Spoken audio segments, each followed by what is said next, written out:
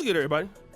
It's your boy, O'Shea Duke Jackson, back at it again with another episode of The Celebrity Junk. Many brothers and sisters have been weighing in on the situation with Shannon Sharpe, and I want to give a shout out to a few of the brothers that I think that have given really good explanations about it. One has been Brother Cameron. He gave an incredible talk on the booty clapping conditions that have bereaved Brother Shannon Sharpe. And then Brother Tariq Nasheed gave a really good talk on his channel about this situation. I think everybody black can listen to this and learn something. Now, I know that we live in a different world now where racism is not what it used to be. Some of you brothers are saying, black women is this and they that, and why would I want to just subject myself to the black community? And again, I'm not here to dispute any of that. You can clap on whoever you want to clap on. It's your business. It's your D. I'm not going to be in there with you, and I don't want to be in there with you, okay? I have my own set of cheeks that I'm already plotting on. So, I'm way in Africa, so, I'm never going to meet your ass no way, okay? So I don't care. You want to go ahead and do what you're going to do, God bless you, right? But I want you guys to hear what Tariq is about to say about Shannon Sharpe. Then we're going to come back. We got to understand the lesson in this thing. This is the lesson that we got to understand in it. Having sexual relationships with a person from the dominant society, don't ever assume that sexual access will exempt racism from these people, because they will be racially exploitive. They're like vampires. Yeah, they'll look at the movie Sinners. The mulatto passing for white woman was having sexual relationships with one of the characters. Then she bit him and turned him into a vampire. You see? They'll use sex in order to poison you. They'll use sex in order to exploit you. They'll send them white women to do the dirty work. That's how white supremacy is. White supremacy, they use everybody within white supremacist society to go in and on black people. The stanks, the saints, the sinners, they know all of them can be used. Okay, since you want to look, we know some of you white women got a hankering for the soul pole. We can use you. Go set some of these Negroes up, and we'll break you off some of the paper that we get. So you got to understand how they all work together. You got to understand sexual access does not equal racial acceptance. Just because a white partner is sexually involved, that doesn't mean they respect them on a deeper human or cultural level. Racism can and does coexist within sexual desire, especially through fetishization. When people have a fetish for you, that's a form of objectification. They look at you as an other, as a thing. You understand? But I want you to hear this other thing. Fetishizing a person, that's not love. When somebody's saying big black babies, that's a weird racial fetish. That's not genuine affection. That reduces you to a hypersexual caricature, not just you, the child. Just imagine this woman raising a kid.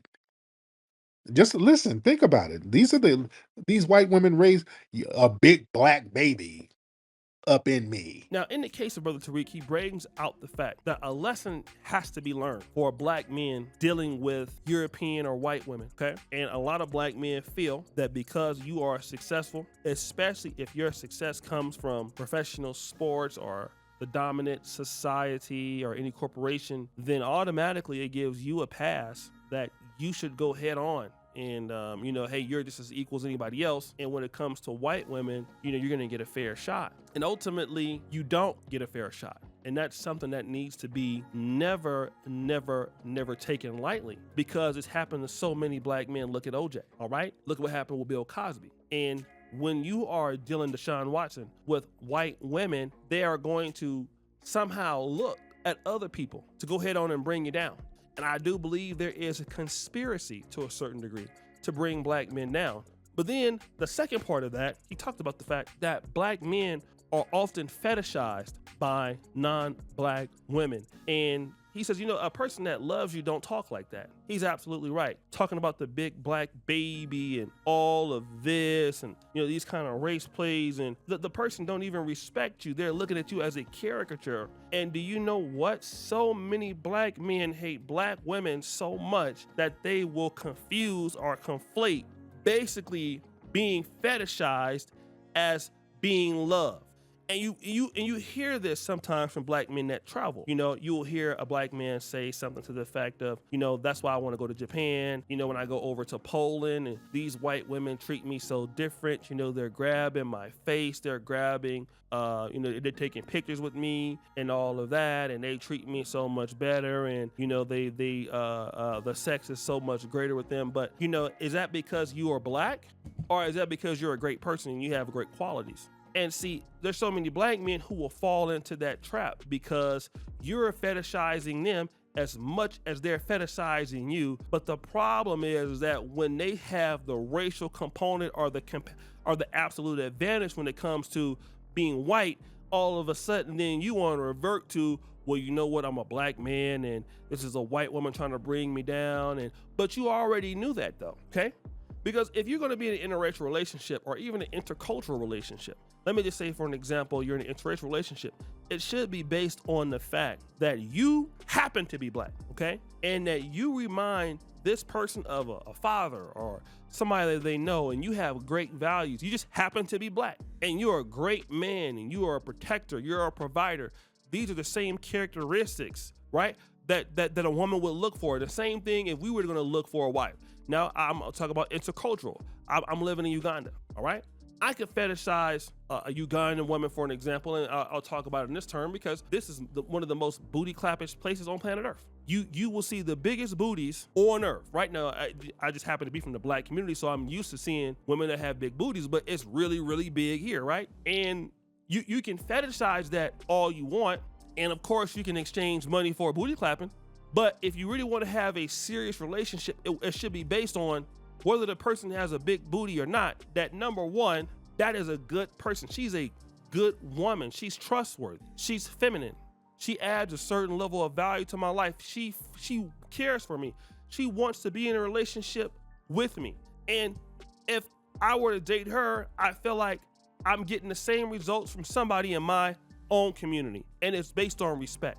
The relationships that you see, some of these black men who are by all means critical of black America to a certain degree. Shannon Sharpe is one. Now he's a liberal, and when a black man get killed by the police, he's a liberal like Jamie Foxx and all that, but they all got these white women, but it's all based off of fetishization. And then that is exactly how these white women or white folk bring them down. And I'm here to tell you that I don't care what nobody tell you, the white man and most successful white men do not want to see you with their women, okay?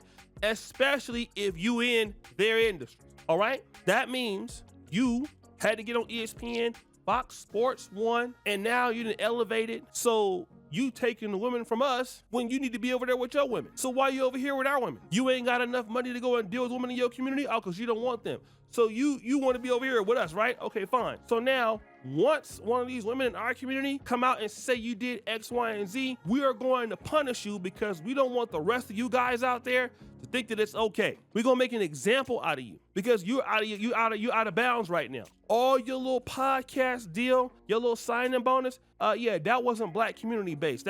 So now what we're gonna do is we're gonna take that from you too. That's gone, okay? Because you didn't learn your lesson. You should have learned your lesson. Stay in your place. And so many black men don't get the hint, and y'all want to make the excuse because you think that these people like you and they don't like you. I'm here to tell you they don't like you. Not like you think they do. Anybody got to have those kind of race play comments? I mean, like, that's crazy. A big black baby and all that. Like, no, if I was dating a white woman, nothing to her would I talk about have anything to do with her. The fact that she's blonde or she's brunette. Hey, she just happened to be white. I'm a pro-black, but she would just happen to be white. That's the only thing that I'm dealing with. I'm not dealing with anything else. And a lot of you black men are gonna go down that road. You're gonna work hard just to meet up with them. and to have your career ended, and then you're gonna want to come back and say, oh, the white man trying to bring, oh, you mean the same white man you want to sleep with his daughter? That white man? His daughter, you in her OnlyFans inbox? Oh, that white man? Oh, all of a sudden, they racist now. Them same black women you was talking about, oh, all of a sudden, this is why it don't make no sense. And you ain't gotta like the black community, but you also gotta understand that just because you don't like the black community, it don't make them like your ass either. Now do it. No, it don't. And y'all need to get out of that mess before it get too late. So guys, what do you think? It's your boy, Shannon Jackson, back at it again. Another episode of The Celebrity Junk. I appreciate you for all that you do. Scare the bell. We're out.